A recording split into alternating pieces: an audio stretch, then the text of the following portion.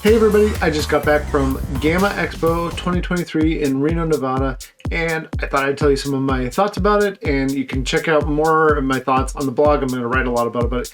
I had a really good time, got to meet a lot of people, talk with a lot of people, and that's awkward for me. I'm kind of bad at it. In fact, I'm very bad at it because I don't recognize.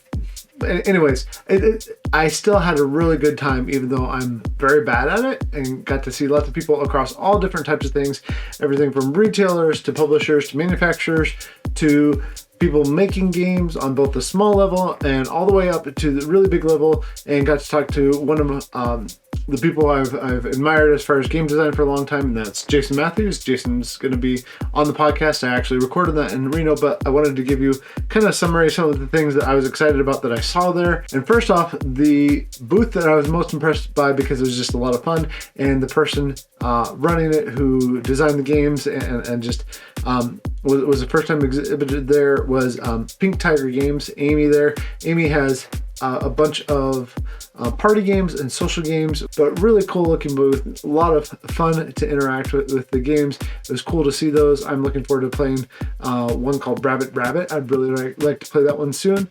Got to check out their different games. My favorite booth overall, although there were so many cool different booths at the convention. So that was cool to see. But new to me games, let's just go through some of that.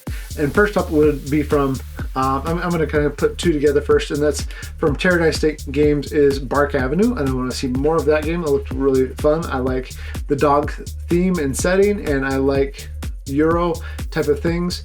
And then also Too Many Cooks from Good Games. I got to play that one, and it was fun, and it's a limited communication game where you're trying to make all your cooks happy, and then you flip over the cards. A lot of fun little game. Next up is Scythe. I've been kind of back into Scythe again, and Scythe Expeditions was there. That was cool to check out and hear about what's happening in that. Some cool minis, of course, that are going to bring people into the game even more. And next, I got to go by the Wise Wizard booth, who puts out Star Realms and Hero Realms and some other great stuff. And I can't really talk about it, but they did sign a game that you'll just have to wait for their announcement that I'm really excited about. I got to play with the designer of that game, but I can't talk about it because they asked me not to.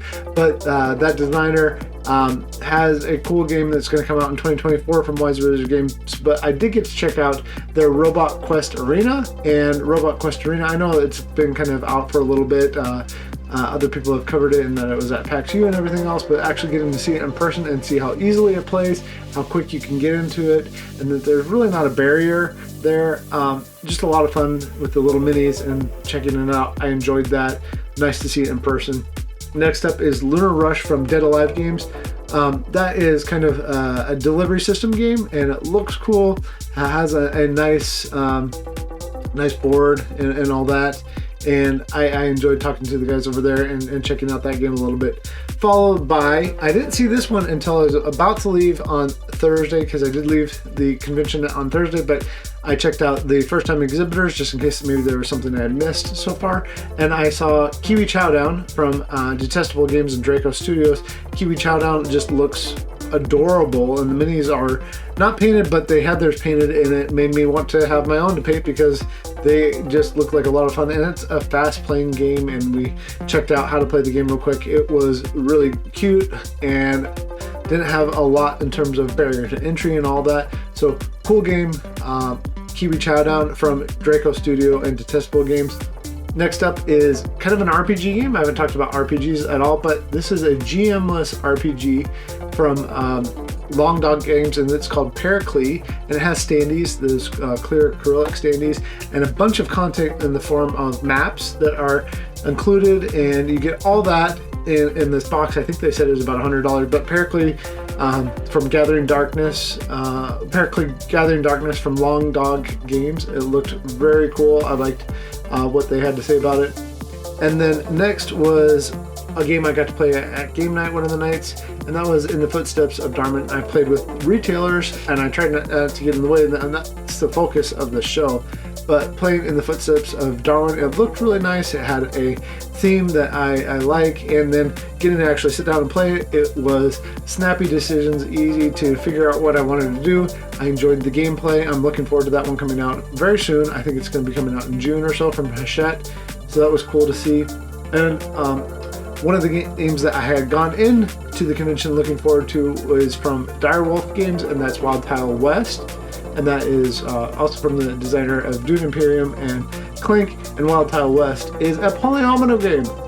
So, of course, I enjoyed it. Should be hitting this summer. We should be able to see more about it and get to play it more. And then finally, the thing that I didn't play at all because the table was always busy, but I did check out, and I am interested in playing, but I don't know how much I'll get into it for various reasons, and that was Disney's Lorcana from Ravensburger, and they're doing a great job with it. I can tell that people were having fun. I can tell people were really engaged with both the artwork and the characters and what the cards had to say, and that there was probably more coming with the game, that they're just getting this so that people can get into it and get that first taste. So that was cool to see. It was cool to see the different artwork that they're doing there. People are going to eat this game up just because of the IP and what they have done partnering with Disney, and of course they have all that great artwork that they've used in their puzzles and everything else so far. But Disney Lorcana is definitely something that a lot of people are going to want to check out as it comes out later this year. So if you have any questions about GAMA Expo 2023, check out the blog. I'm going to be writing more about what I thought about it, what I enjoyed, what I didn't enjoy, what I think maybe could be a little bit different. But I really appreciated my chance to be a hosted media there. It was nice to see and interact with the industry in a different way. And I appreciated kind of the first looks that I got at some of these games and being able to see some of the smaller publishers and designers there too. Oh yeah, one more thing. The most excited and most engaging designer I met was Seppi from Fight in a Box, and we played his game Mouse, Cheese, Cat, Cucumber. Mouse, Cheese, Cat, Cucumber. It comes in 4 different boxes. I had kind of seen it, but I didn't know a whole lot about it. And actually getting to play this game, it was hilarious and a lot of fun. Seppi has so much energy. Very cool to see. Yeah, lots of thoughts from the whole thing. So let me know what you want to hear. Happy gaming, and I'll catch you later.